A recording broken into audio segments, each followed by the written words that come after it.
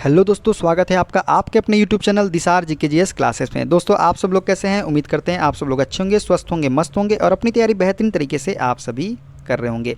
दोस्तों आज हम फिर से करवाने वाले हैं आपको फिजिक्स, जिसकी हमारी आज होने वाली क्लास नंबर 2। क्लास नंबर 1 आपको हमने करवा दिया है, जिसमें दोस्तों हम आपको करवा रहे हैं रेलवे, एनटीपीसी, सीबीटी 1 और सीबीटी 2 में 2016 से अब तक पूछे गए सारे प्रश्न। दोस्तों वीडियो अच्छा लगे वीडियो को लाइक कीजिए, शेयर कीजिए, कमेंट कीजिए। चैनल पे नए हैं चैनल को सब्सक्राइब कर लीजिए पल पल की अपडेट के लिए।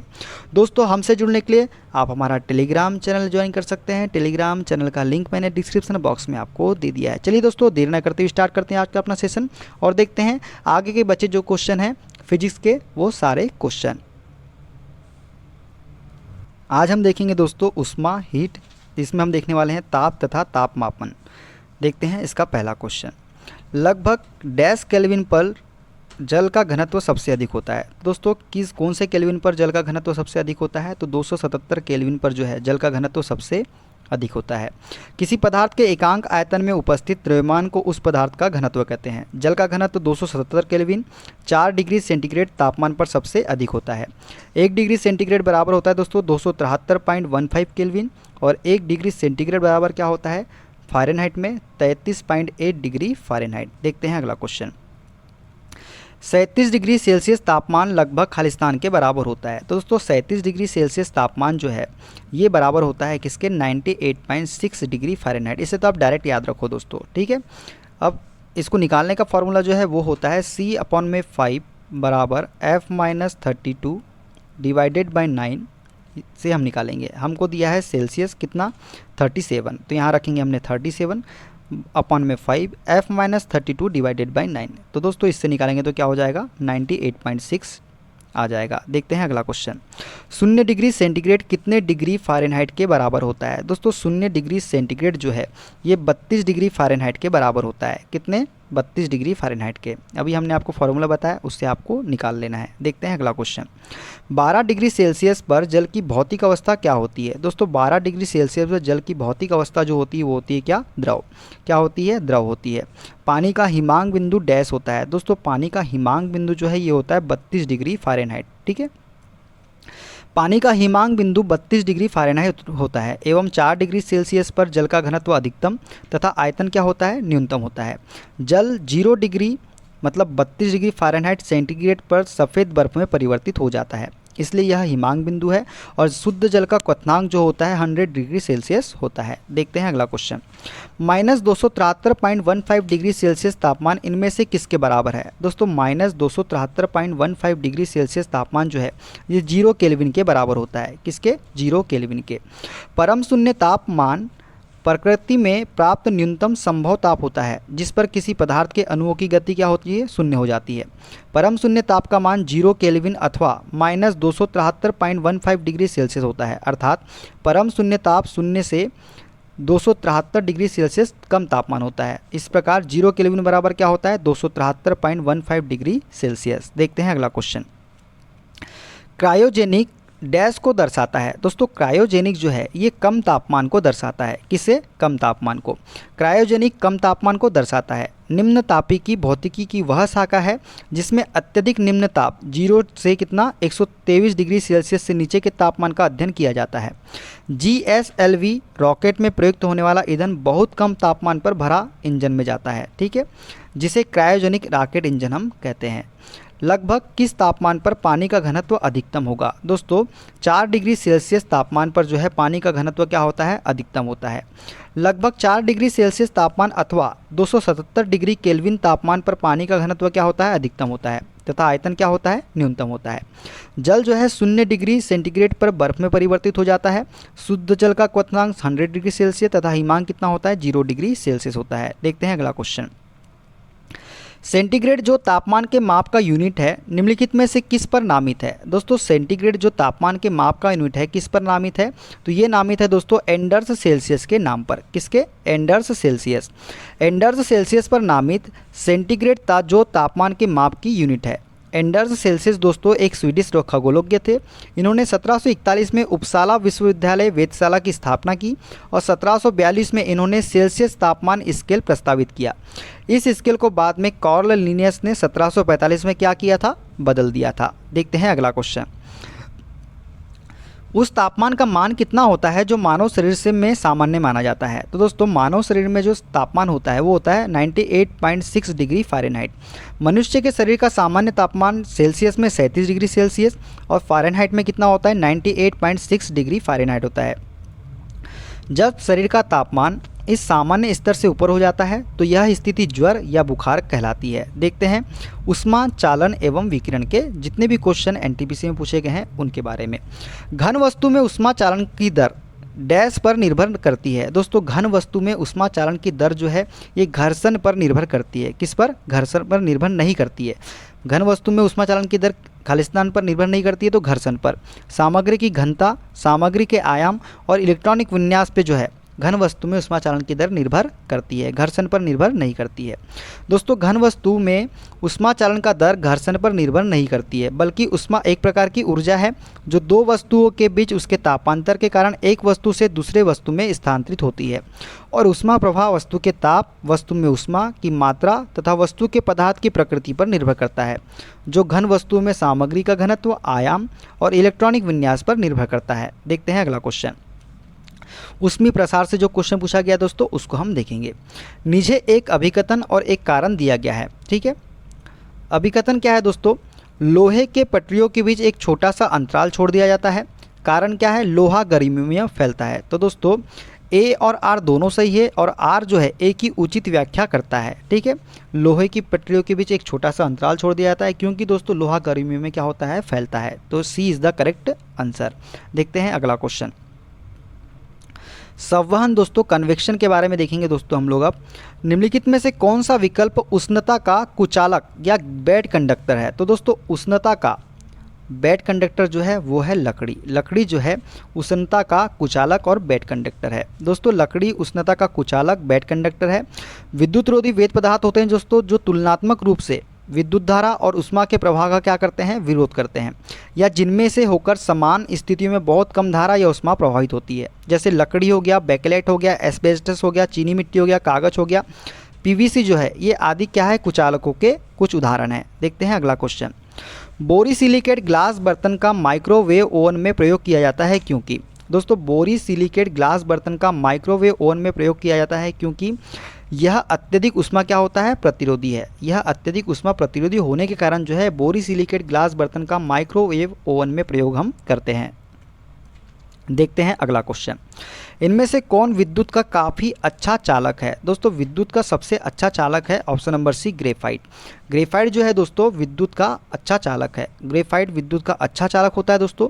ग्रेफाइट अधातु होती है दोस्तों, इससे इसके अपवादात्मक गुण इसकी विशिष्ट संरचना के कारण होते हैं। इसके प्रत्येक परमाणु का चौथा संयोजी इलेक्ट्रॉन अलग परतों के मध्य उपस्थित होता है।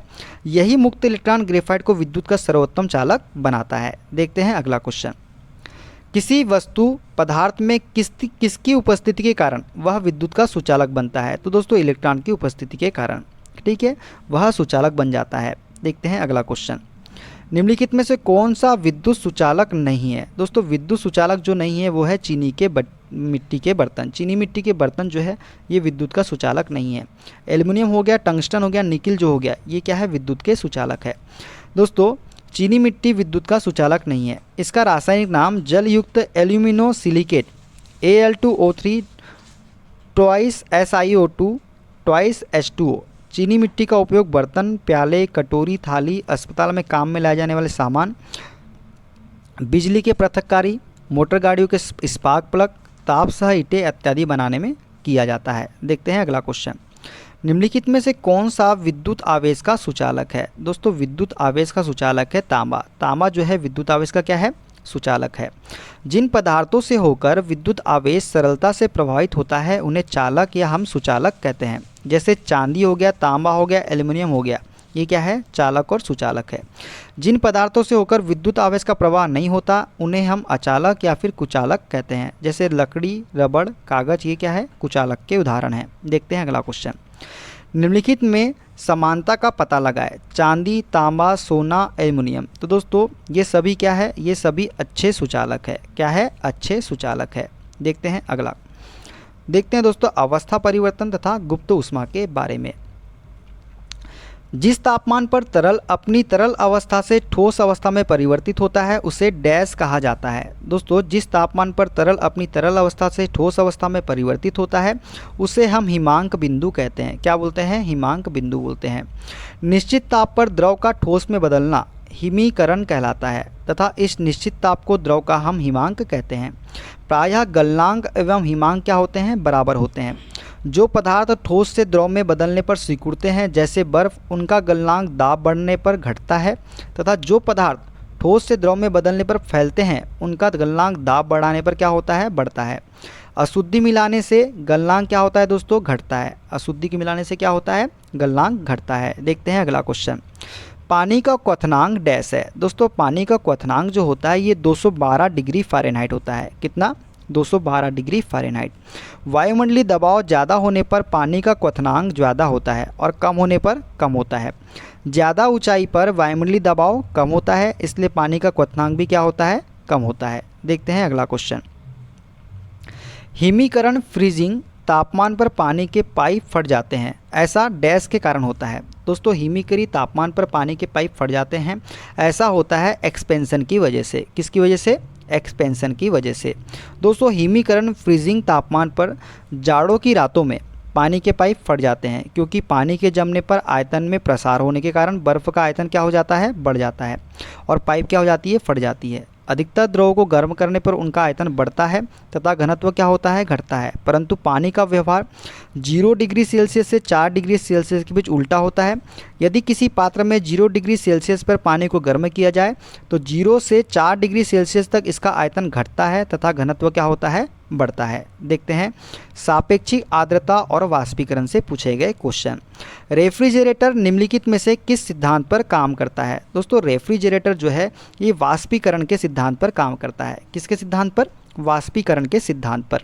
दोस्तों, रेफ्रिजरेटर की कार्यप्रणाली वाष्पीकरण और संघनन के सिद्धांत पर आधारित है। रेफ्रिजरेटर में एक वाष्पीकरण कॉइल होता है जहां एक तरल रेफ्रिजरेटर जैसे फ्रियान गर्म हवा से गर्मी अवशोषित करता है और वाष्प में बदल जाता है।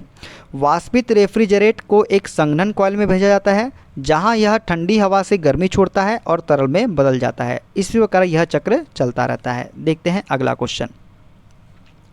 गर्मी अवशोषित करने के लिए तरल के वाष्पीकरण के सिद्धांत का प्रयोग डैश में किया जाता है। दोस्तों, वाष्पीकरण का उपयोग हम रेफ्रिजरेटर में करते हैं। किसमें? रेफ्रिजरेटर में। गर्मी अवशोषित करने के लिए तरल के वाष्पीकरण के सिद्धांत का प्रयोग रेफ्रिजरेटर में किया जाता है। किसी स्थान या पदार्थ को उसके वातावरण के ताप के नीचे ताप पर ठंडा करने की क्रिया को प्रशीतन रेफ्रिजरेशन हम कहते हैं। इस यांत्रिक विधि का विस्तार बर्फ बनाने से लेकर खाद्य एवं पेय पदार्थ को शीतल रखने तथा अधिक समय तक इन्हें संरक्षित कर रखने हेतु किया जाता है।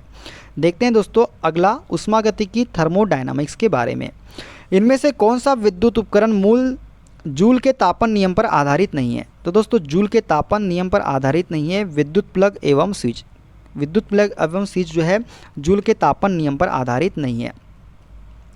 दोस्तों, जूल के तापन नियम के अनुसार किसी विद्युत चालक में विद्युत धारा प्रवाहित करने पर उसमें उत्पन्न ऊष्मा की मात्रा उसमें प्रभावित विद्युत धारा के वर्ग के समानुपाती, चालक के प्रतिरोध के समानुपाती तथा चालक में प्रवाहित हो रही धारा के समय के भी समानुपाती होती है। अर्थात ऊष्मा H बराबर होता है I² RT।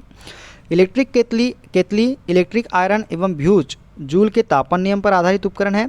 विद्युत प्लग एवं स्विच विद्युत उपकरण जूल के तापन नियम पर आधारित नहीं है। देखते हैं अगला क्वेश्चन। गर्मी सीधे डैश से संदर्भित नहीं होती है। दोस्तों, गर्मी सीधे थर्मल ऊर्जा के मापन से संदर्भित नहीं होती है।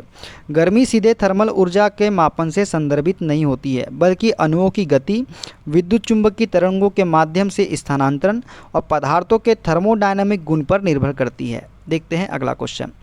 उष्णता हीट से संबंधित भौतिक विज्ञान की शाखा को क्या कहते हैं? दोस्तों, उष्णता हीट से संबंधित भौतिक विज्ञान की शाखा को हम बोलते हैं थर्मोडायनामिक्स। क्या बोलते हैं? थर्मोडायनामिक्स हम बोलते हैं। देखते हैं अगला क्वेश्चन।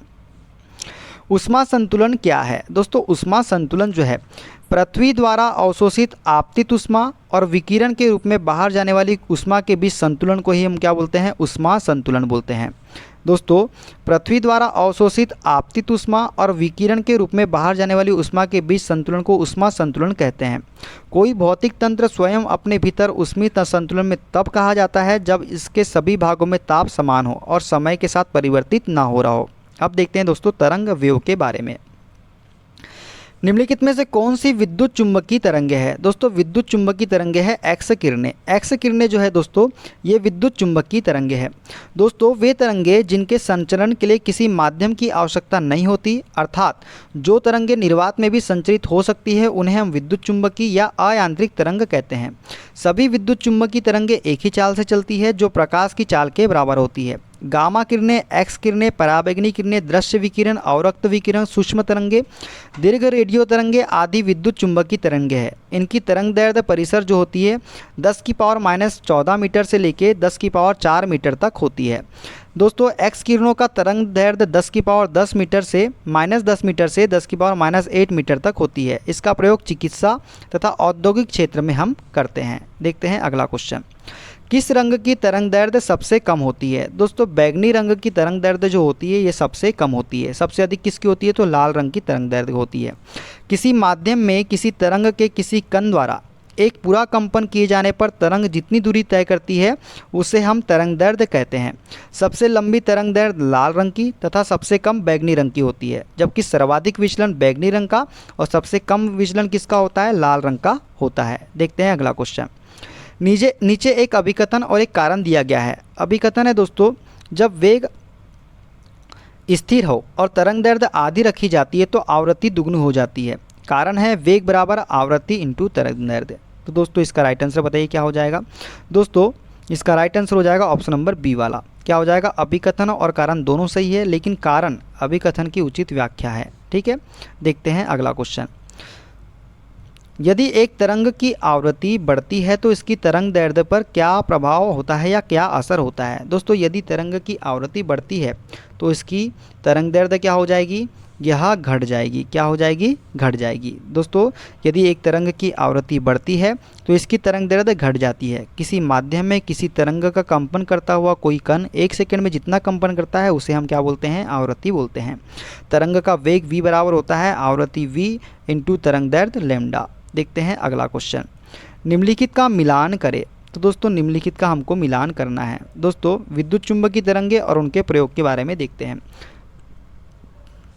दोस्तों, रेडियो तरंगे जो है इसका उपयोग हम सेलुलर फ़ोन में हम करते हैं। किसमें? सेलुलर फ़ोन में। तो रेडियो तरंगे किसका? Cellular phone. सूक्ष्म तरंगों का उपयोग हम दोस्तों विमान नेविगेशन और रडार प्रणाली में हम किसका उपयोग करते हैं? सूक्ष्म तरंगों का। अवरक्त किरणों का उपयोग हम करते हैं दोस्तों घरेलू इलेक्ट्रॉनिक के रिमोट स्विच में। तो ये तीसरा नंबर का हो जाएगा।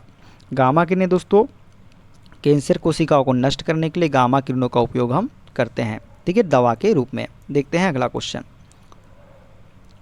अच्छा दोस्तों, रेडियो तरंग की तरंग दैर्ध्य परिसर जो होती है 10⁻⁻1 से 10⁻4 मीटर तक के। ठीक है, सूक्ष्म तरंगों की बात करें तो 10⁻3 से 3 इंटू 10⁻1 मीटर तक के। और रक्त किरण की कितनी होती है? 7.8 इंटू 10⁻7 से 1 इंटू 10⁻3 मीटर तक के। गामा किरणों की कितनी होती है? 10⁻14 से 10⁻10 मीटर तक के। ठीक है, देखते हैं अगला क्वेश्चन। निम्न में से किस प्रकार का प्रकाश टेलीविज़न रिमोट से उस उपकरण को संकेत देता है जिसे वह नियंत्रित करता है? तो दोस्तों, अवरक्त प्रकाश जो है ये टेलीविज़न रिमोट में उस उपकरण को संकेत देता है जिसे वह नियंत्रित करता है। दोस्तों, सामान्यतः टेलीविज़न के रिमोट कंट्रोल में प्रयुक्त विद्युत चुम्बकीय तरंगे अवरक्त किरणें होती है। अवरक्त के माध्यम से टेलीविज़न रिमोट से उस उपकरण को संकेत देता है जिसे वह नियंत्रित करता है। रिमोट कंट्रोल टेलीविज़न को ऑफ ऑन करने, चैनल बदलने, आवाज़ की तीव्रता व चित्र की गुणवत्ता आदि को नियंत्रित करने में प्रयुक्त होता है। अवरक्त किरणें वह विद्युत चुम्बकीय विकिरण है दोस्तों जिसका तरंग दैर्ध्य दृश्य प्रकाश से बड़ा एवं सूक्ष्म तरंग से क्या होता है? कम होता है। इसका तरंग दैर्ध्य परिसर 7.8 इंटू 10⁻7 मीटर से 10⁻3 मीटर के बीच में होता है। किसका? अवरक्त किरणों का। देखते हैं अगला क्वेश्चन। डॉक्टरों द्वारा ठोस वस्तुओं को भेदने हेतु एवं हवाई जहाज अड्डों में किस तरंग का प्रयोग किया जाता है? तो दोस्तों, एक्सरे किरणों का उपयोग करते हैं डॉक्टर द्वारा ठोस वस्तुओं को भेदने हेतु एवं हवाई जहाज अड्डों में किसका प्रयोग करते हैं? एक्सरे तरंग का। दोस्तों, डॉक्टरों द्वारा ठोस वस्तुओं को भेदने हेतु एवं हवाई जहाज में एक्सरे तरंग का प्रयोग किया जाता है। एक्सरे एक प्रकार की विद्युत चुंबकीय विकिरण है जिसकी तरंग दैर्ध्य जो है 10⁻10 मीटर से 10⁻8 मीटर तक तथा आवृत्ति जो होती है 10⁻18 हर्ट्ज से 10⁻16 हर्ट्ज होती है। इसकी खोज रॉन्टजन ने 1895 ईस्वी में की थी। देखिए इसकी खोज एक्सरे की। देखते हैं अगला क्वेश्चन, इंफ्रारेड किरणें क्या है? दोस्तों, इंफ्रारेड किरणें जो है यह है विद्युत चुंबकीय तरंग। क्या है? विद्युत चुंबकीय तरंग है इंफ्रारेड किरणें। दोस्तों, वे तरंग जिनके संचरण के लिए भौतिक माध्यम की आवश्यकता नहीं होती विद्युत चुंबकीय तरंगें कहलाती है। अवरक्त किरणें विद्युत चुंबकीय तरंगें हैं। इन किरणों की खोज हर्सेल ने की थी। किसने की थी? हर्सेल ने। ये किरणें ऊष्मीय विकिरण है। ये जिस वस्तु पर बढ़ती है उसका ताप बढ़ जाता है। इनका प्रकीर्णन लाल रंग के दृश्य प्रकाश से भी कम होता है, इसलिए ये कोहरे व धुंध में काफ़ी दूर तक चली जाती है। इसलिए खराब मौसम व कोहरे में फोटोग्राफी हेतु इन्हीं किरणों का उपयोग हम करते हैं। टेलीविज़न के रिमोट कंट्रोलिंग में इन्हीं किरणों का उपयोग हम करते हैं। देखते हैं अगला क्वेश्चन, निम्नलिखित में से किस विद्युत चुंबकीय तरंग की तरंग दैर्ध्य सबसे कम होती है? दोस्तों, तरंग दैर्ध्य सबसे जो कम होती है वो होती है गामा किरणें की। किसकी? गामा किरणों की तरंग दैर्ध्य सबसे कम होती है। दोस्तों, गामा किरणों की खोज किसने की थी? बेकुरल ने की थी। एक्स किरणों की खोज किसने की थी? रॉन्टजन ने की थी। पराबैंगनी किरणें की खोज रीटर ने की थी। दृश्य विकिरण की खोज न्यूटन ने की थी। अवरक्त विकिरण की खोज हर्सेल ने की थी। और लघु रेडियो तरंग की खोज जो है हेनरिक हर्ट्ज ने की थी। और दीर्घ रेडियो तरंग की खोज किसने की थी? मार्कोनी ने की थी। ये सभी आपको याद रखना है। दृश्यमान विकिरण की खोज किसने की थी? दोस्तों, दृश्यमान विकिरण की खोज जो है आइजक न्यूटन ने की थी। किसने की थी? आइजक न्यूटन ने। दृश्यमान विकिरण की खोज आइजक न्यूटन ने की थी। दृश्य प्रकाश का तरंग दैर्ध्य 3.9 × 10⁻7 मीटर से 7.8 × 10⁻7 मीटर तक होता है। आवृत्ति कितनी होती है? 8 × 10⁻14 से 4 × 10⁻14 हर्ट्ज तक होती है। इसका उत्पादन स्रोत सूर्य, ज्वाला, विद्युत बल्ब, आर्क आदि, लैंप आदि ताप दीप्ति वस्तुएं तथा आयनित गैसों के उत्तेजित पर अणुओं द्वारा उत्पन्न विकिरण है। इस प्रकाश से ही हमें वस्तुएं दिखाई देती है। देखते हैं अगला क्वेश्चन, एक तरंग की आवृत्ति 50 हर्ट्ज है, चाल 36 मीटर प्रति सेकेंड है। इस तरंग की तरंग दैर्ध्य ज्ञात कीजिए। दोस्तों, तरंग दैर्ध्य हमको बताना है। हम जानते हैं दोस्तों v बराबर क्या होता है? आवृत्ति n × तरंग दैर्ध्य लैम्डा। दोस्तों, यहाँ वेग कितना दिया है हमको? 36 दिया है। आवृत्ति कितनी दी है हमको? 50 दी है। और लैम्डा हमको निकालना है। दोस्तों, इसको जब सॉल्व करेंगे तो 2 से काटेंगे 25 बार में, 2 से काटेंगे 18 बार में, तो ये हो जाएगा 18/25। तो इसको जब सॉल्व करेंगे दोस्तों तो कितना आ जाएगा? 25 शून्यम शून्य, लगाए दशमलव उतारे शून्य, 25 साते 25 छक 150, 25 साते 175, बच गया 5, 25 दूनी 50। तो कितना आ जाएगा? 0.72 मीटर इसका राइट आंसर आ जाएगा। देखते हैं अगला क्वेश्चन, निम्नलिखित में से कौन सी विद्युत चुंबकीय तरंगे नहीं हैं? तो दोस्तों, विद्युत चुंबकीय तरंगे नहीं है अल्ट्रासाउंड तरंगे। अल्ट्रासाउंड जो है विद्युत चुंबकीय तरंगे नहीं है। दोस्तों, विद्युत चुंबकीय विकिरण शून्य एवं अन्य माध्यमों से स्वयं प्रसारित तरंग होती है। इसे प्रकाश भी कहा जाता है, किंतु वास्तव में प्रकाश विद्युत चुंबकीय विकिरण का एक छोटा सा भाग है। दृश्य प्रकाश, एक्स किरण, गामा किरण, रेडियो तरंगे, माइक्रोवेव, ये सभी विद्युत चुंबकीय तरंगे हैं। देखते हैं अगला क्वेश्चन, अनुप्रस्थ तरंगे क्या है? दोस्तों, अनुप्रस्थ तरंगे इन तरंगों में माध्यम के कण तरंगों के संचरण की दिशा के लंबवत दिशा में कंपन करते हैं, यही अनुप्रस्थ तरंगे कहलाता है। ठीक है दोस्तों, जब माध्यम के कण तरंग के संचरण की दिशा के लंबवत कंपन करे तो उसे हम अनुप्रस्थ तरंग कहते हैं। अनुदैर्ध्य तरंग क्या होती है?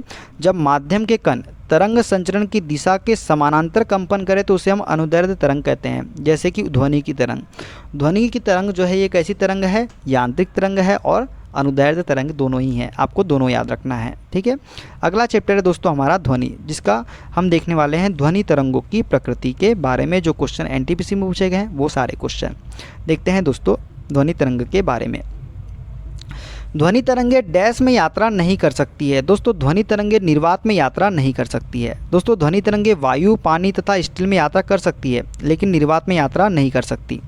ध्वनि तरंगे यांत्रिक तरंगे होती है, इसके संचरण के लिए माध्यम की आवश्यकता होती है। ध्वनि तरंगों की चाल सर्वाधिक ठोस में होती है और सबसे कम किस में होती है? गैस में होती है। देखते हैं अगला क्वेश्चन, निम्नलिखित में से कौन सा असत्य है? ध्वनि तरंगे डैश तरंगे है। दोस्तों, ध्वनि तरंगे जो है विद्युत चुंबकीय तरंगे है, ये क्या है? गलत कथन है। दोस्तों, ध्वनि तरंगे जो होती है अनुदैर्ध्य होती है, यांत्रिक होती है और दाब भी होती है। देखिए देखते हैं अगला क्वेश्चन। किस भौतिक वैज्ञानिक के सम्मान में ध्वनि की आवृत्ति के एसआई मात्रक को नाम दिया गया है? तो दोस्तों ध्वनि के एसआई मात्रक को नाम दिया गया है किसके द्वारा? हेनरिक रुडोल्फ हर्ट्ज के द्वारा। दोस्तों हेनरिक रुडोल्फ हर्ट्ज जर्मनी के एक भौतिक विज्ञानी थे। इन्होंने 1886 और 1888 के बीच विद्युत चुंबकीय तरंगों की खोज के साथ रेडियो, टेलीविज़न और रडार के विकास का रास्ता खोला। इनके मरणोपरांत दोस्तों इलेक्ट्रोमैग्नेटिक्स के क्षेत्र में अनुसंधान एवं उनके योगदान के लिए अंतर्राष्ट्रीय इलेक्ट्रोटेक्निकल कमीशन द्वारा 1930 में इनके सम्मान में ध्वनि की आवृत्ति की एसआई इकाई को हर्ट्ज नाम दिया गया। ठीक है, देखते हैं अगला क्वेश्चन। निम्नलिखित में से किस माध्यम में से ध्वनि नहीं जा सकती है? दोस्तों ध्वनि निर्वात में यात्रा नहीं कर सकती है। दोस्तों ध्वनि एक प्रकार का कंपन या विक्षोभ है जो ठोस, द्रव या गैस से होकर संचारित होती है। ध्वनि तरंगों के रूप में गमन करती है। ध्वनि की चाल मुख्यतः माध्यम की प्रत्यास्थता तथा घनत्व पर निर्भर करती है। ध्वनि की चाल विभिन्न माध्यमों में भिन्न भिन्न होती है। गैसों में ध्वनि अत्यंत धीमी गति से, द्रव में तीव्र गति से और ठोसों में तीव्रतम गति से गमन करती है। ध्वनि निर्वात में गमन नहीं कर सकती। वायु में ध्वनि की चाल 332 मीटर प्रति सेकंड, जल में 1483 मीटर प्रति सेकंड तथा लोहे में कितनी होती है? 5130 मीटर प्रति सेकंड होती है ध्वनि की चाल। देखते हैं अगला क्वेश्चन। ध्वनि तरंगों के संबंध में निम्नलिखित में से कौन सा कथन सही नहीं है? दोस्तों इन्हें यात्रा करने के लिए किसी प्रकार के माध्यम की आवश्यकता नहीं होती, यही कथन सही नहीं है, क्योंकि ध्वनि तरंगों को माध्यम की आवश्यकता होती है यात्रा करने के लिए। ठीक है, देखते हैं अगला क्वेश्चन। ध्वनि तरंगों की आवृत्ति परिसर के बारे में हम सारे क्वेश्चन हम देखेंगे दोस्तों 142 क्वेश्चन आपकी स्क्रीन पे। मनुष्य के लिए ध्वनि का श्रव्य प्रयास लगभग राजस्थान तक होती है। तो दोस्तों ये होती है 20 हर्ट्ज से 20,000 हर्ट्ज। ठीक है, मनुष्य के लिए ध्वनि की श्रव्यता का परिसर लगभग 20 हर्ट्ज से 20,000 हर्ट्ज तक होता है। प्रति सेकंड उत्सर्जित होने वाले ध्वनि कंपनों की संख्या को ध्वनि की आवृत्ति कहते हैं, जिसे हर्ट्ज में मापा जाता है। 20 हर्ट्ज से कम आवृत्ति की ध्वनि को अवश्रव्य ध्वनि तथा 20,000 हर्ट्ज से अधिक आवृत्ति की ध्वनि को क्या बोलते हैं? पराश्रव्य ध्वनि हम बोलते हैं। देखते हैं अगला क्वेश्चन। निम्नलिखित में से कौन सा ग्रीक अक्षर तरंगदैर्ध्य को निरूपित करता है? दोस्तों तरंगदैर्ध्य को निरूपित करता है लैम्डा। लैम्डा जो है ये तरंगदैर्ध्य को निरूपित करता है।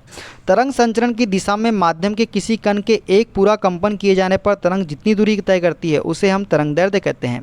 इसे ग्रीक अक्षर लैम्डा द्वारा निरूपित किया जाता है। इसका एसआई मात्रक क्या होता है? मीटर है। अल्ट्रासोनिक तरंगों की आवृत्ति कितनी होती है? दोस्तों अल्ट्रासोनिक तरंगों की आवृत्ति जो होती है 20 किलो हर्ट्ज से ज़्यादा होती है। कितनी होती है? 20 किलो हर्ट्ज से ज़्यादा होती है। दोस्तों पराश्रव्य तरंगे अल्ट्रासोनिक वेव्स जो है 20,000 हर्ट्ज से आवृत्ति से ऊपर की तरंगों को कहा जाता है।